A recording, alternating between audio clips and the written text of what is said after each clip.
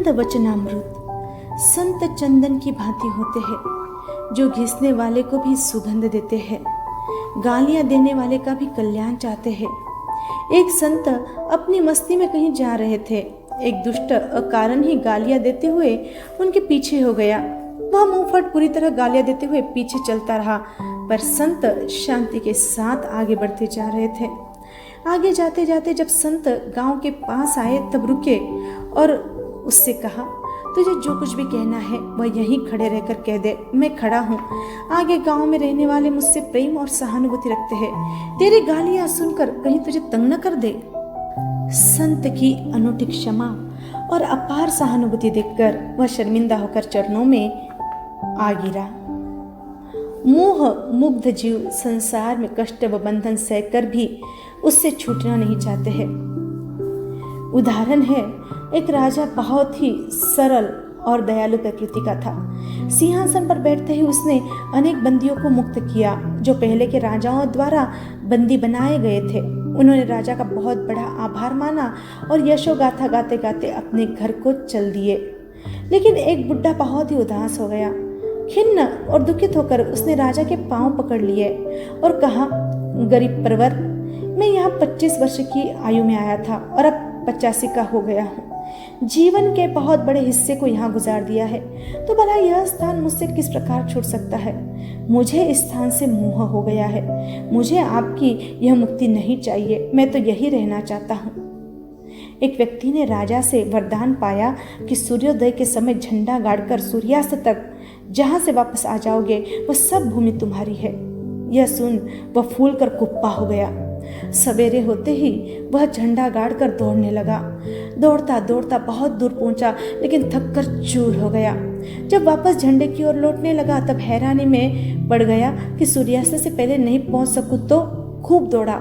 थकावट के मारे तो पहले से बुरा हाल था और जैसे तैसे झंडे के पास पहुंचा भी, लेकिन पहुंचते ही बेहोश हो गया। बहुत कुछ उपचार किया पर बच न सका, सदा के लिए चल बसा। तृष्णा के वश हुआ मनुष्य जिंदगी भर धन के पीछे दौड़ लगाता है, सोचता है धन संग्रह कर लूं, धन संग्रह कर लूं, फिर सुख भोगूंगा। पर जीवन तो दौड़ में ही खत्म हो जाता है। धन किसके काम आए। अविनीत और आलसी मनुष्य प्रत्येक बार काम को टालने की चेष्टा करते हैं। अजगर की भांति पड़े रहने में ही उन्हें आनंद आता है। एक गुरुजी को एक अविनीत शिष्य से पाला पड़ गया। एक दिन दोनों सोए हुए थे। गुरुजी ने पूछा, क्या वर्षा आती है। चेला भी था, आंख का अंधा और गांठ का पूरा, कौन उठे। लेटे लेटे ही तू तू करके कुत्ते को बाहर से बुला लिया। उसके शरीर पर हाथ फेर कर बोला, नहीं, बरसात नहीं आती है। गुरुजी चेले की करतूत पर मन ही मन हंसे और बोले, दिए को बढ़ा दो, अब नींद ले ले। चेले ने सोचा कि अब की बार तो उठना ही होगा, पर उठे कौन और बोला, आप मुंह ढक लीजिए, अंधेरा अपने आप हो जाएगा। गुरुजी ने सोचा कि इसको उठाना तो है ही, तब बोले, अच्छा दरवाजा बंद कर लो। चेले ने आओ देखा और न ताव बोल उठा, दो काम तो मैंने कर लिए, तो एक काम आप ही कर लीजिए। बेचारे गुरुजी बोलते भी क्या। मनुष्य धन धन करते प्राण छोड़ देता है, पर मुंह में प्रभु का नाम नहीं लेता। मरते दम तक भी उसके मन में धन की तृष्णा लगी रहती है। एक करोड़पति सेठ था। जिंदगी भर तृष्णा लोभ में डूबा रहा, दिन रात माया जोड़ने में जुटा रहा। आखिर मौत का भी समय आ पहुंचा। सारे घर में शोक का वातावरण छा गया। डॉक्टरों ने भी जवाब दे दिया कि चंद मिनटों के मेहमान हैं। इधर अंत्येष्टि की तैयारी हो रही थी कि अकस्मात सेठ को कुछ होश आ गया। सबको कुछ आशा बंधी। चंद क्षणों के बाद उसने धीरे से पूछा, मेरी घरवाली कहाँ है। घरवाली ने आशा भरे स्वर में कहा, आपके ही पास बैठी हूँ। मेरा बड़ा लड़का कहाँ है। वह भी आपके सामने बैठा है। मंझला, वह आपके पीछे खड़ा है। सबसे छोटा आपका हाथ पकड़े हुए है। सब यही है। हाँ, तब दुकान पर कौन गया है। नालायक को, कोई ग्राहक लौट जाएगा तो, कहते हुए सदा के लिए आंख मींच ली। जैसे खेत की रक्षा बाढ़ से होती है, वैसे ही जीवन की रक्षा संयम से होती है। एक प्राचीन उदाहरण है। एक सेठ अपने नादान बालक को छोड़कर चल बसा। सारे घर में अब उसका ही हुक्म चलता था, पर था पूरा अकल का दुश्मन। सेठ की आमदनी में सबसे अधिक आमदनी देने वाली थी अंगूर की खेती। एक दिन जब वह उसे देखने गया तो अंगूरों के गुच्छे देखकर जहां आनंद से झूम उठा, वही कंटीली बाढ़ देखकर खिन्न हो गया और बोला, यहाँ यह कंटीली बाढ़ क्यों रखी गई। इसने तो खेती की सारी शोभा ही नष्ट कर डाली। इसको जल्दी से जल्दी उखाड़ फेंको।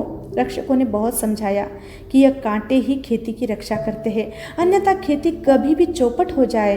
पर उस नादान ने एक न सुनी और बाढ़ को उखाड़ कर ही संतोष की सांस ली। बस फिर तो वही हुआ जो होना था।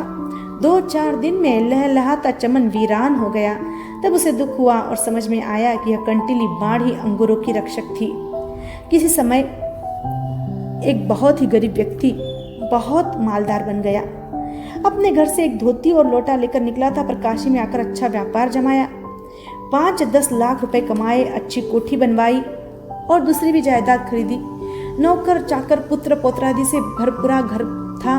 घर में सब कुछ था, सब प्रकार का सुख था। एक दिन सेठ जी अकेले ही एक धोती लोटा लेकर घूमने निकले।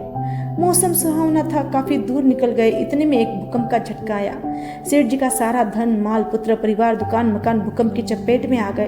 पूरा मोहल्ला उसका मलबा बन गया था। सेठ जी ने लौटकर यह दारुण दृश्य देखा तो स्तब्ध रह गए। उन्हें जब यूं खड़े देखा तो लोगों ने धैर्य बंधाकर कुछ कहना चाहा तो वे बीच में ही बोल उठे, कोई बात नहीं है, मैं यहाँ एक धोती और लोटा लेकर आया था, वह तो आज भी मेरे पास है। उन्हें लेकर आज भी मैं अपने गांव वापस जा सकता हूँ। बीच में जो एक नया संसार बसा था वह एक स्वप्न ही सिद्ध हुआ। हमारे ऋषि महर्षि भी तो संसार को स्वप्न तुल्य कहते हैं। 4 गरीब ब्राह्मण थे। जितने गरीब थे उससे ज्यादा थे मूर्ख और उससे भी बढ़कर थे स्वार्थी। किसी ने उन चारों को एक गाय दी। एक साथ तो सभी गाय को धो नहीं सकते थे, इसलिए एक एक दिन की बारी बांध दी। चारों एक एक दिन धोने लगे। अपनी अपनी बारी के दिन दूध तो लेते थे, पर घास चारा कोई भी नहीं डालता था। वह इसलिए कि कल तो मुझे दूध लेना नहीं, तब चारा डालकर क्या करूं। चारों का एक ही विचार चलता रहता था। इस आपाधापी का फल यह हुआ कि धीरे धीरे दूध सूख गया और गाय मर गई। लोगों ने जब गाय की मौत देखी तो भेद खुला और उन चारों को धिक्कारा। अरे स्वार्थ के पुतलों, यह कहाँ का न्याय है कि दूध तो ले लेना और चारा डालने का काम दूसरे के जिम्मे लगाना। संसार में स्वार्थ की यही माया है। अपने स्वार्थ के लिए दूसरों के नुकसान की परवाह नहीं होती। 4 वणिक मित्र थे। धनार्जन के लिए घर से निकले। मार्ग में एक लोहे की खान मिली। चारों ने एक एक लोहे की पोटली बांध ली। आगे चलकर चांदी की खान मिली तो 3 ने लोहा फेंककर चांदी बांध ली। चौथा तो अपनी जिद पर अड़ा रहा, वह अपना लोहा बांधे चलता रहा। आगे सोना, हीरे और वज्र हीरे की खान आई तो तीनों क्रमशः सोने, हीरे, वज्र हीरे बांधते रहे। चौथे को फिर समझाया कि लोहा फेंककर वह वज्र हीरे बांध ले, पर वह नहीं माना। बोला जो एक बार ले लिया उसे छोड़ना नहीं चाहिए, और वह अपना लोहा बांधे वापस लौट आया। तीनों ने आकर कुछ हीरे बेचे और सुख शांति से रहने लगे, लेकिन वह चौथा जिद्दी चने भूंगड़े बेचकर निर्वाह करने लगा। एक बार उन तीनों धनिकों ने एक बड़ी दावत दी। चौथा साथी भी चने भूंगड़े बेचते हुए उधर आ निकला। उन्होंने उसे समझाया, उसे बुलाया। जब से ज्ञात हुआ कि ये तीनों मेरे पुराने साथी है तो उसके दुख का पार न रहा। बेचारा रोता कलपता घर आया और अपनी मूर्खता पर रोता रहा।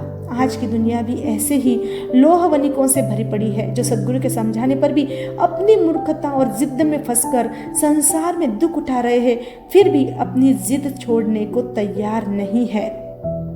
अग्नि के 2 रूप है, ज्वाला और ज्योति। विचार के 2 रूप है, खंडन और मंडन। शक्ति के 2 रूप है, विध्वंस और निर्माण। खंडन व विध्वंस में ईर्ष्या की ज्वाला है।